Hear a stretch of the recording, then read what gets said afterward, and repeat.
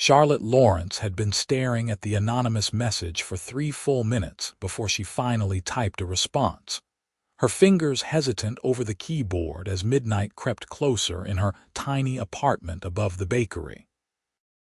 The website was called Write a Stranger, one of those random pen pal platforms where you could talk to anyone in the world without knowing their name, location, or anything real about them.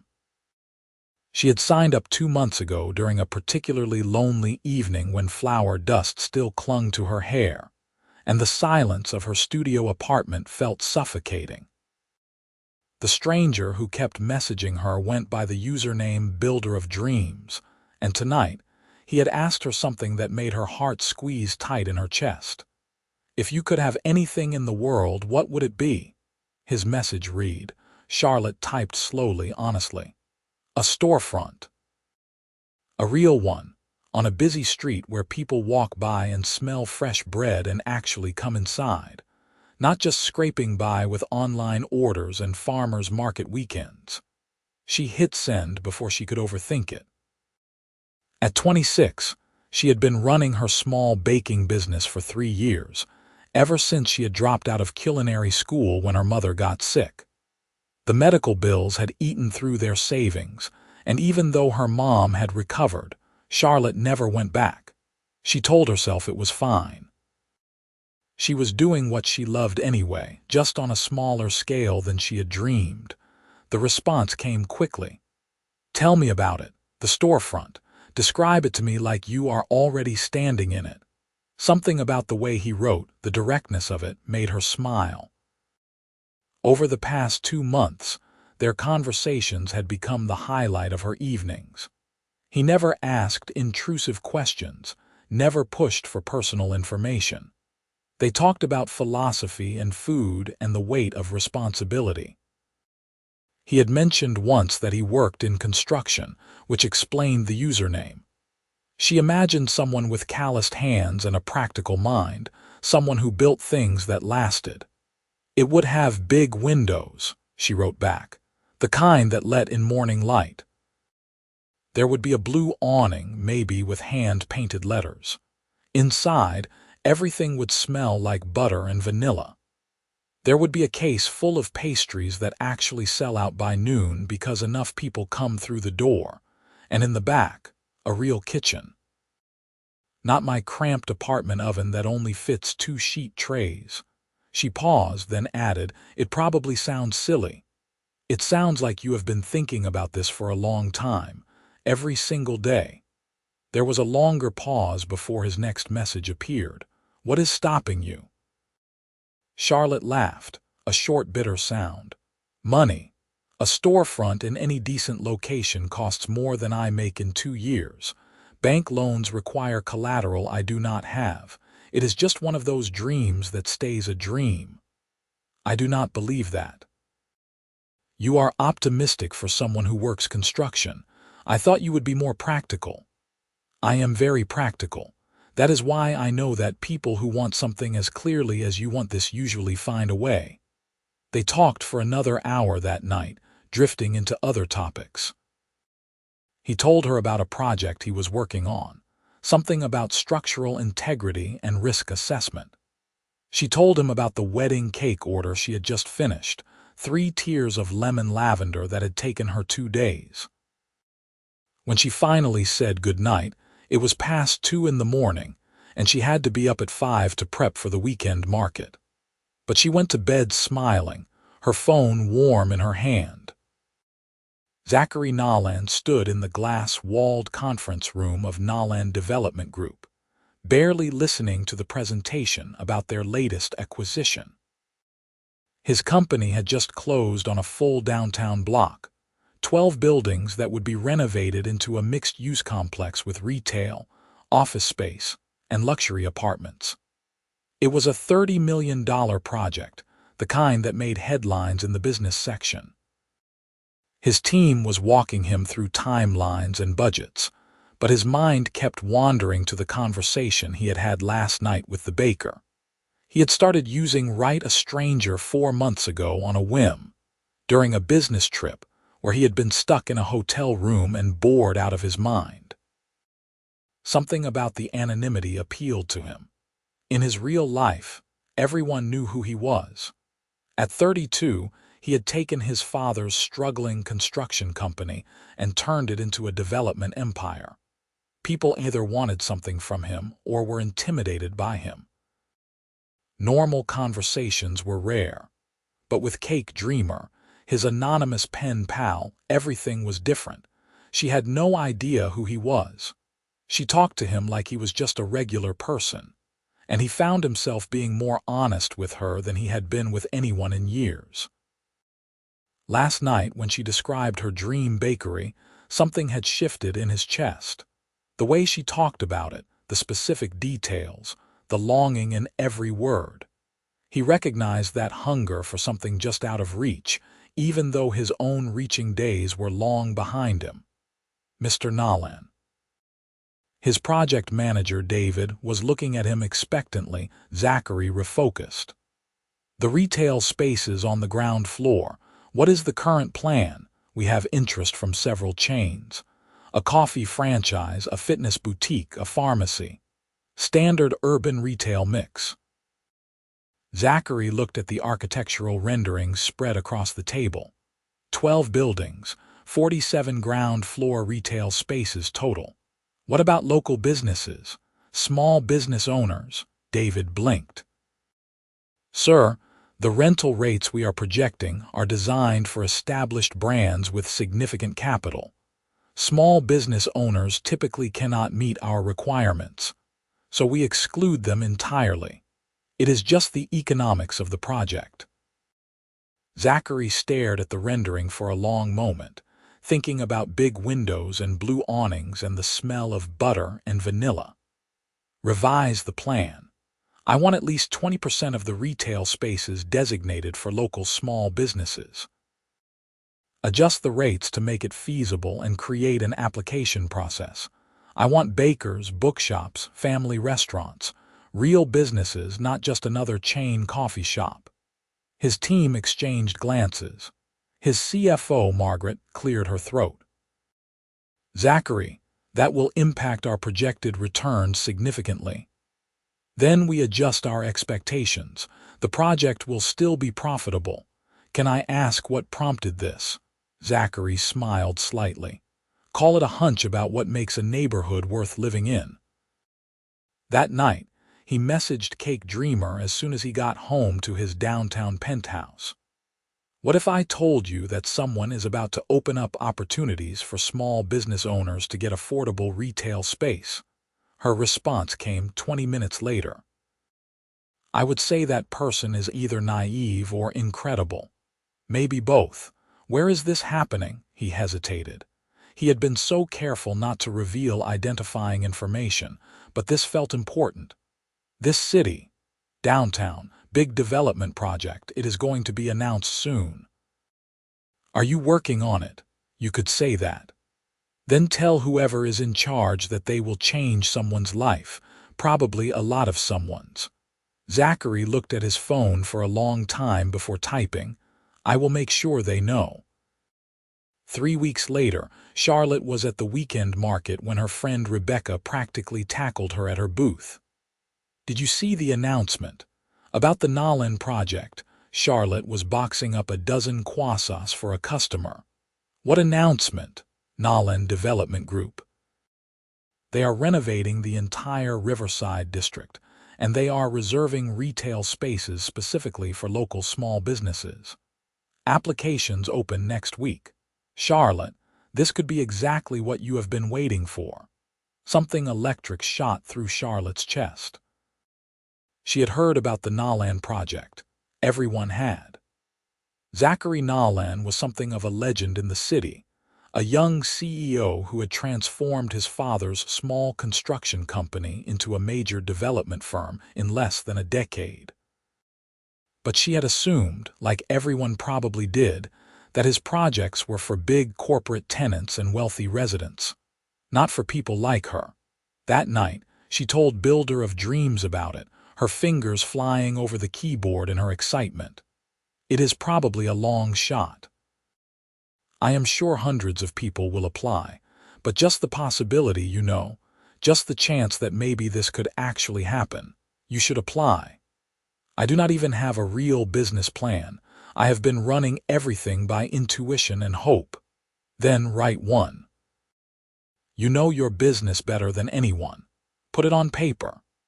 She stayed up until 4 in the morning drafting her application. Builder of Dreams stayed up with her, messaging encouragement and asking questions that helped her think through details she had never articulated before. What made her baking different? Who were her customers? What would success look like in 1 year, 5 years, 10 years?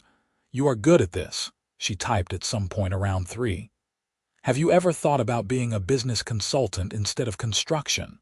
I dabble in both. She smiled at her screen. Mysterious as always. I like keeping you curious. 2 weeks after that, Charlotte got an email. Her application had made it to the second round. They wanted to interview her. She told Builder of Dreams immediately. His response was enthusiastic but brief, and he mentioned he was going into a busy period at work. Their messages became less frequent over the next week, which left Charlotte feeling strangely bereft. She had gotten used to talking to him every day, sometimes multiple times a day. His presence had become a constant in her life, even though she did not even know his real name. The day of her interview, she wore the only professional outfit she owned, a simple navy dress that Rebecca had helped her pick out years ago. The Nolan Development Group offices were in a downtown high-rise, all glass and steel and the kind of quiet wealth that made her feel out of place. The receptionist was kind, though, and led her to a smaller conference room with a view of the river. "Someone will be with you shortly," the woman said. Charlotte sat down, her portfolio of photos and recipes and testimonials clutched in her hands. Her heart was hammering. This was real. This could actually change everything. The door opened, and she stood up automatically, turning with a smile that froze on her face. The man who entered was tall, broad-shouldered, with dark hair and sharp features that she had seen in business articles and newspaper profiles. Zachary Nolan, the CEO himself. He stopped when he saw her, something flickering across his face. Surprise, maybe, or recognition, though that did not make sense. "Miss Lawrence," he said, his voice deeper than she expected, with a rough quality that sent a shiver down her spine.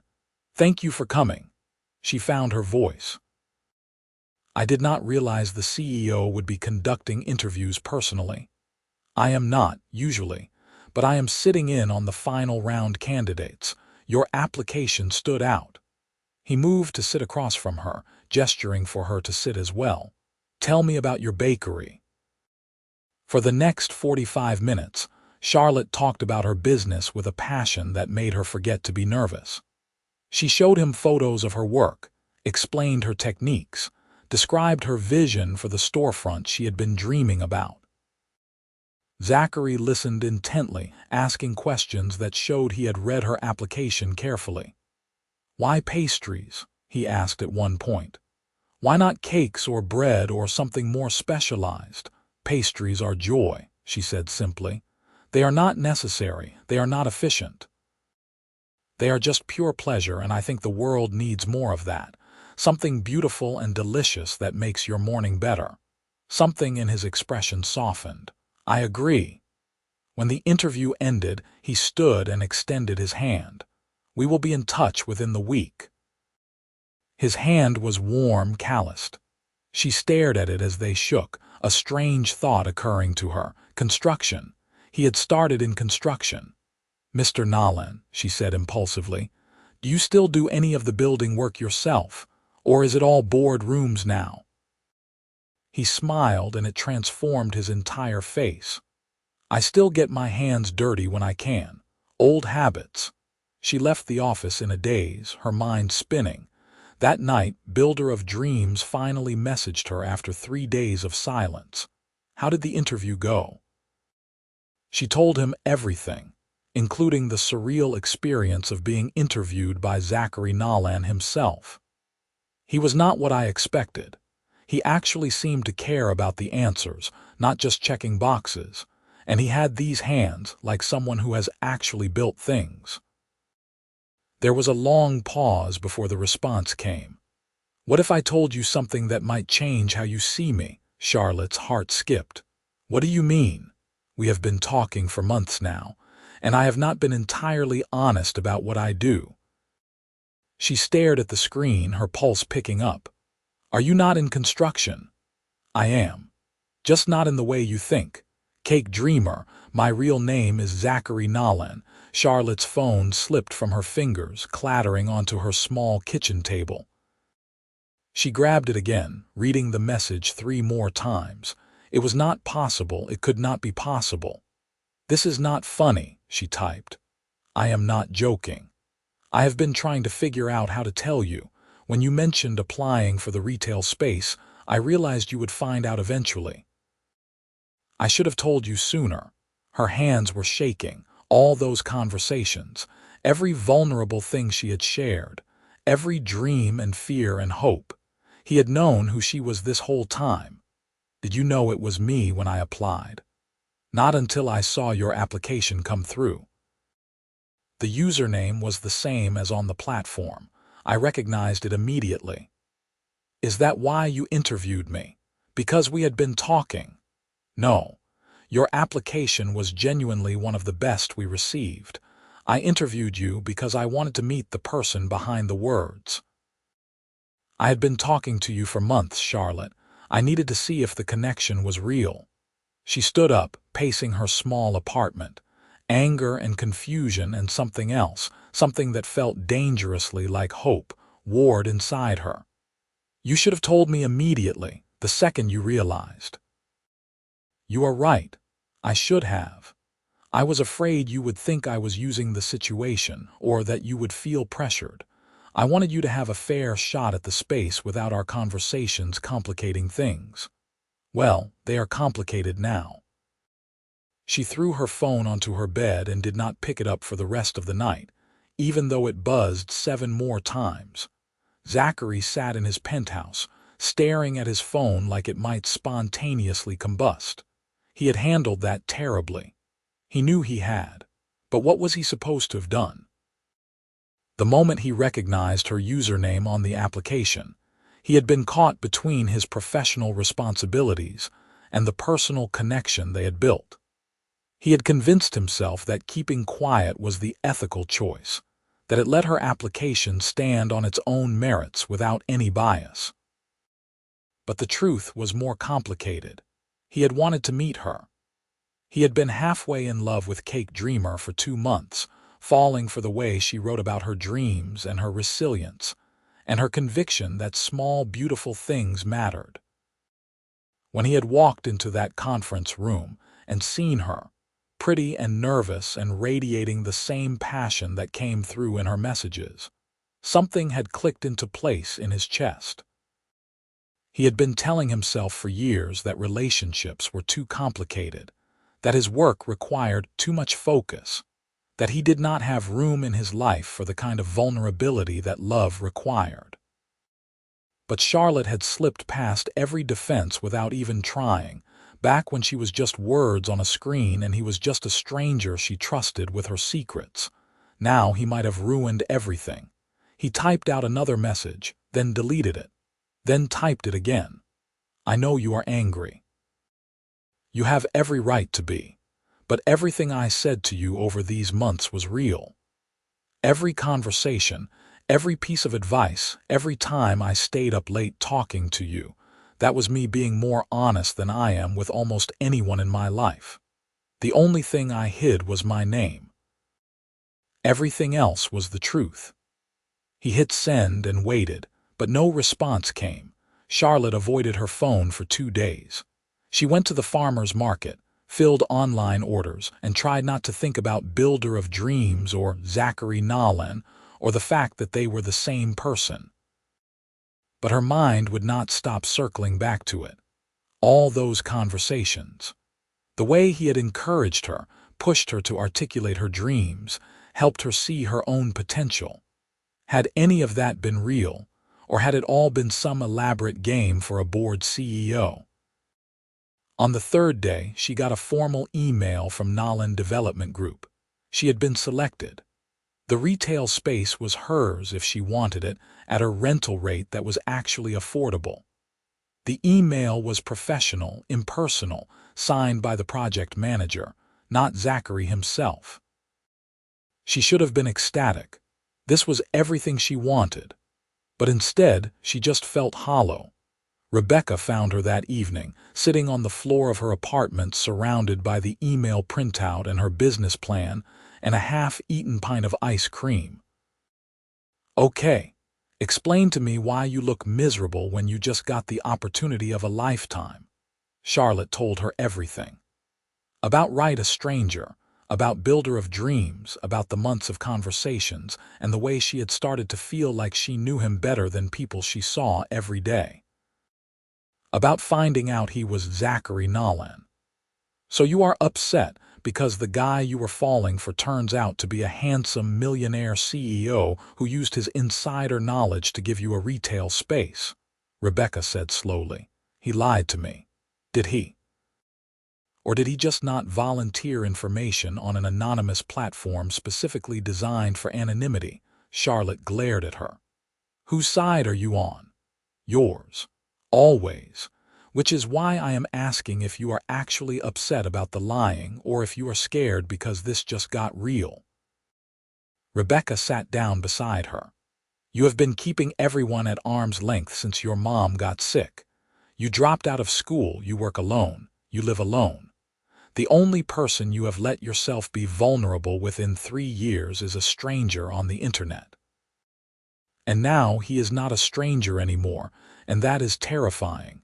Charlotte's eyes stung. What if he was only interested because of the pen pal thing? What if when he meets the real me, the one who is tired all the time and covered in flour and barely making rent, he realizes I am not worth the trouble, Charlotte? Honey. He already knows all of that. You told him all of that, and he kept talking to you every single day for months. Rebecca squeezed her hand. Maybe give him a chance to explain in person. That night, Charlotte finally opened the messages from Zachary. There were 12 of them, spread over 3 days. Some were apologies, some were explanations. The last one, sent that morning, just said, "The space is yours regardless. Your business earned it, but I would really like to talk to you if you are willing, not as CEO to tenant, as Zachary to Charlotte." She stared at it for a long time before typing, "Where?" His response came in under a minute. "Anywhere you want, anywhere you feel comfortable. There is a bench by the river, near the Riverside District. Tomorrow, 7 p.m. I will be there." Zachary arrived 15 minutes early, which gave him too much time to second-guess everything. He had changed clothes 3 times, finally settling on jeans and a dark sweater, nothing that screamed CEO. He wanted her to see him, not the title or the money.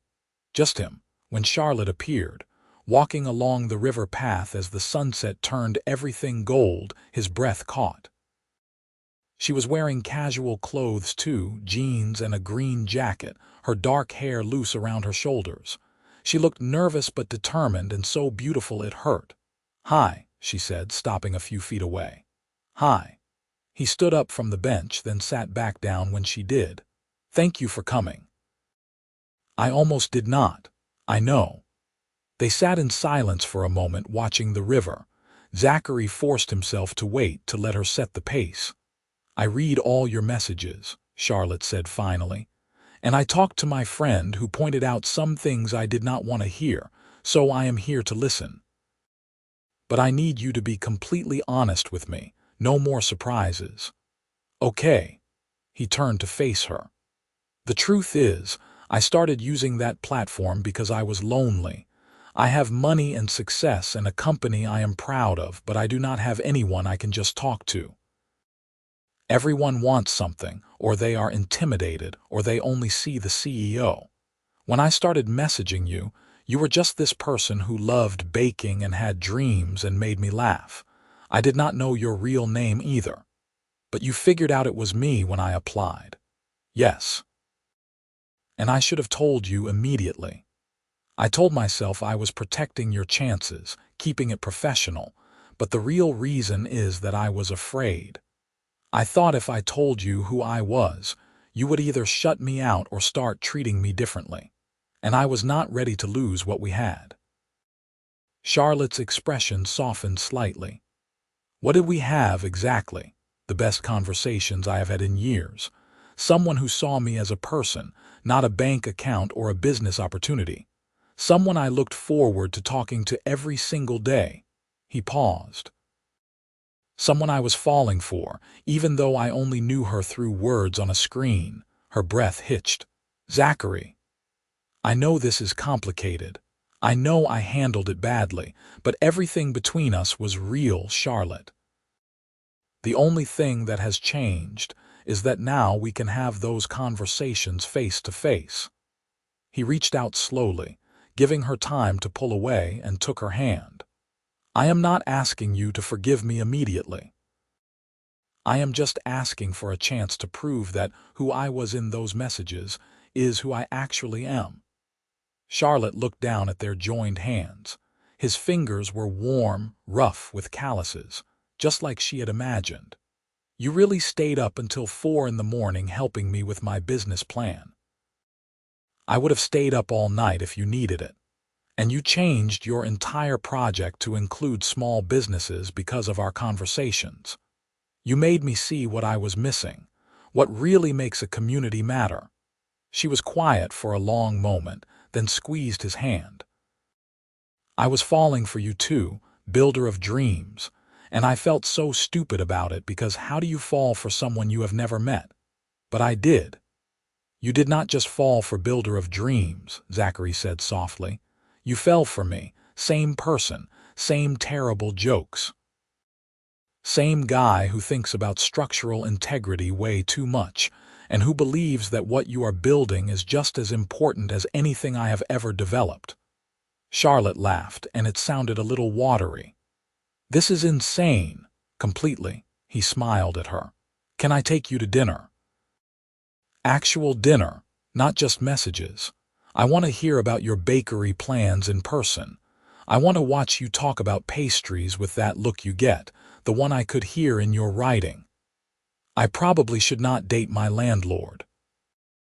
You are not my tenant for another 6 months, until construction finishes. That gives us time to figure this out without any weirdness. 6 months is not very long. Then we better not waste any of it. Charlotte studied his face, seeing the hope and nervousness there, the same vulnerability she felt. This was crazy. This should not work.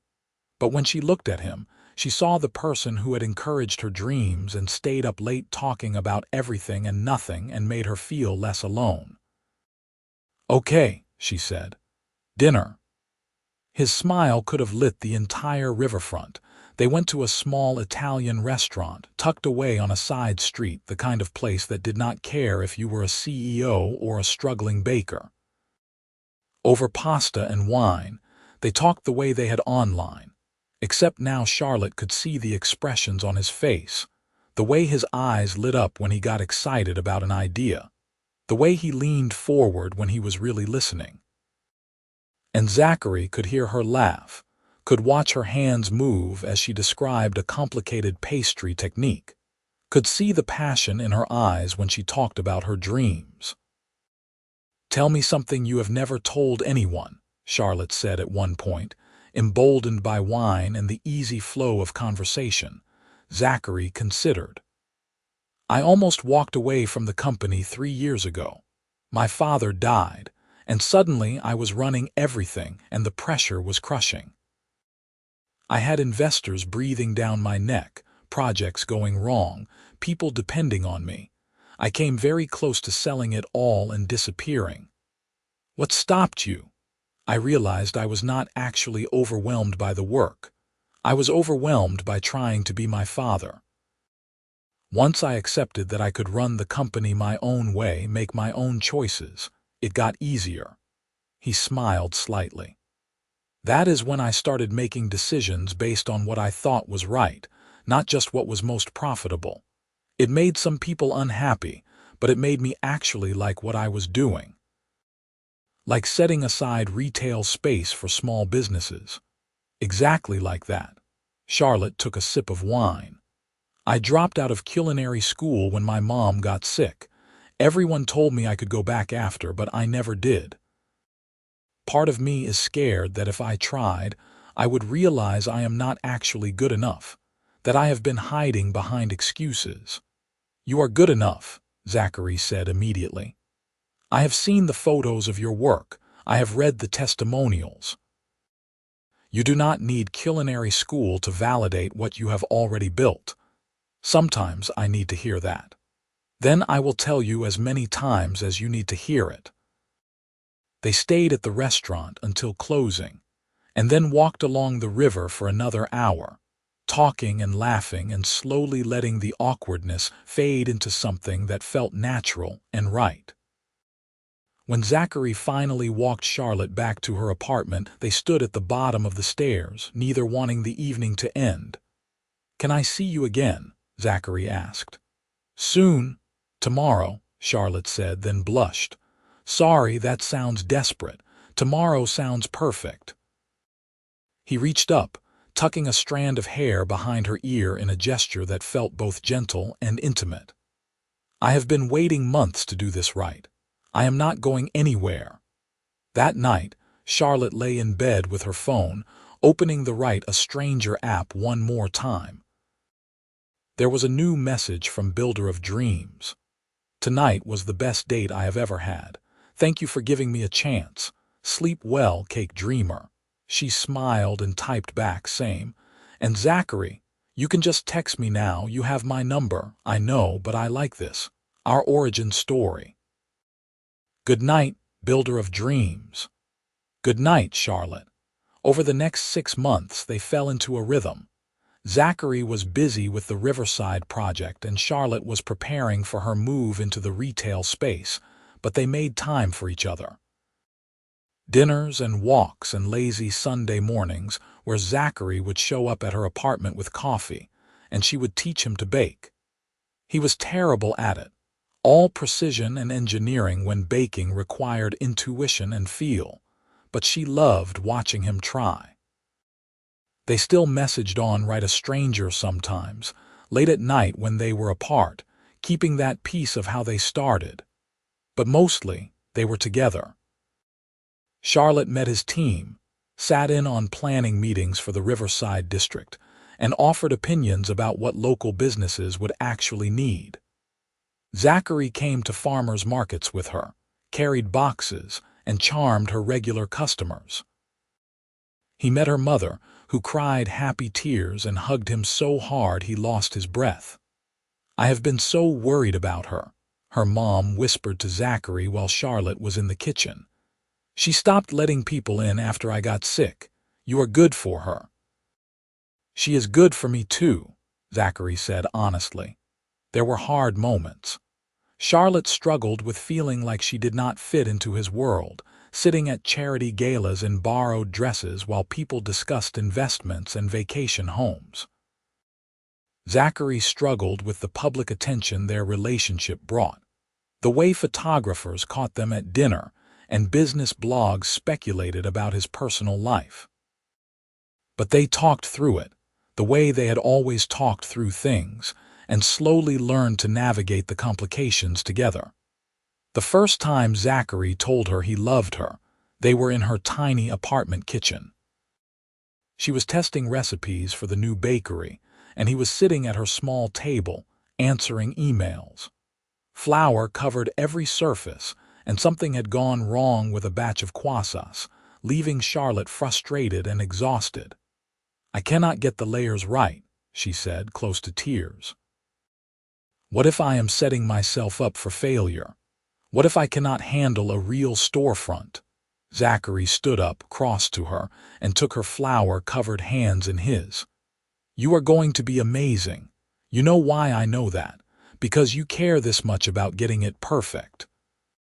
Because you will work until 4 in the morning to figure out what went wrong. Because you love this and that comes through in everything you make. He paused. Also, I am completely in love with you, so I might be biased. Charlotte froze. What? I love you, he said simply. I have loved you since you described your dream bakery to a stranger on the internet. I loved you more when I met you in person and realized you were even better than I imagined. I love you covered in flour at midnight, and I love how seriously you take making things beautiful. I love you, Charlotte. She kissed him, flour and all, tears mixing with laughter. I love you too. I have been too scared to say it. Do not be scared, not with me. When the Riverside district finally opened, it was a massive event. 12 restored buildings, dozens of new businesses, and Charlotte's bakery right on the corner with the best morning light. She had named it Small Joys, and the sign was painted blue with gold letters, exactly how she had always pictured it. Opening day was chaos. Lines wrapped around the block. The register kept malfunctioning, and Charlotte barely had time to breathe. But Zachary was there, helping however he could, and when she finally had a moment to stand in her kitchen and look out at the full shop, at people sitting at her tables enjoying her pastries, she felt something settle in her chest. This was real. She had done it. That night, after they had cleaned up and counted the register and locked the door, Zachary pulled her into the empty bakery. I have something for you, he said. If it is more customers, I might collapse, he laughed. Not customers. He pulled out a small box and Charlotte's heart stopped. Zachary. Wait, just let me say this. He took her hands. A year ago, I was sitting in a hotel room, bored and lonely, and I decided to message a stranger on the internet. I had no idea that decision would change my entire life. You have made me better, Charlotte. You have made me think about what matters. You have made me want to build things that actually help people, not just generate profit. You have made me laugh and challenged me and loved me even when I was an idiot who did not tell you who I was. He opened the box, revealing a simple, elegant ring. I know we have only been officially together for 6 months, but I have loved you longer than that. Marry me. Build a life with me. Let me support your dreams the way you have inspired mine. Charlotte was crying, nodding before she could even form words. Yes, of course, yes. He slid the ring onto her finger and it fit perfectly, like everything about them. Improbable, unexpected, but somehow exactly right. They got married 8 months later in a small ceremony by the river where they had their first real conversation. Charlotte wore a simple white dress, and Zachary could not stop smiling. Her mother sobbed through the entire ceremony. His team from Nolan Development Group filled half the seats, while her farmers market friends and new fellow business owners from Riverside filled the rest. During the reception, held at Small Joy's Bakery because Charlotte had insisted, Zachary stood up to give a toast. Most people meet at bars or through friends or on dating apps, he said. Charlotte and I met because we were both lonely and brave enough to reach out to a stranger. We fell in love with words before we ever saw each other's faces, and I think that is the best foundation I could ask for. Because I know, no matter what happens, we can talk to each other. We can be honest with each other.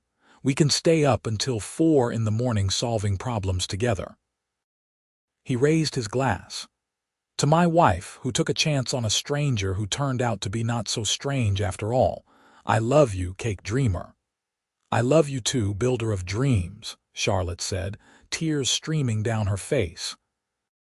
2 years later, Charlotte stood in the kitchen of Small Joys, which had expanded to employ 5 people and had a waiting list for custom cakes that stretched months in advance. Her hand rested on her growing belly, 7 months pregnant with their first child. Zachary came through the back door carrying grocery bags, "I got the weird pickles you wanted," he said, kissing her cheek. "You are my hero." He set the bags down and wrapped his arms around her from behind, his hands covering hers on her stomach. "How are you feeling? Tired? Happy? Terrified about how we are going to manage a baby and a bakery? We will figure it out. We always do." She leaned back against him, looking around at the kitchen she had dreamed of for so long. The dream had come true and then kept getting better. The bakery was thriving. She and Zachary had bought a house with an actual yard, and now they were about to become parents. "You ever think about how differently things could have gone?" she asked. "If you had not messaged me that night, if I had not responded, if I had not applied for the retail space." "All the time," Zachary admitted. "I think about how close I came to missing you, and then I feel grateful for every choice that led us here." That night, after the bakery closed and they drove home together, Charlotte opened her laptop and logged in to write a stranger one last time. She had not been on in over a year. There was one message waiting from Zachary, sent on their wedding day. "Thank you for taking a chance on a stranger. You made my whole life make sense. I will love you forever in this world and the digital one, your builder of dreams." She smiled and closed the laptop. The digital had become their reality, better and more beautiful than any dream. And this full life they had built together, was more than either of them had ever imagined when they were just two lonely people reaching out to someone they might never meet. Their daughter was born that spring, with dark hair and her father's determined expression. They named her Hope because that was what had started everything. The hope that somewhere in the world there was someone who would understand, someone who would listen, someone who would love them exactly as they were. And in the end, that hope had led them home to each other.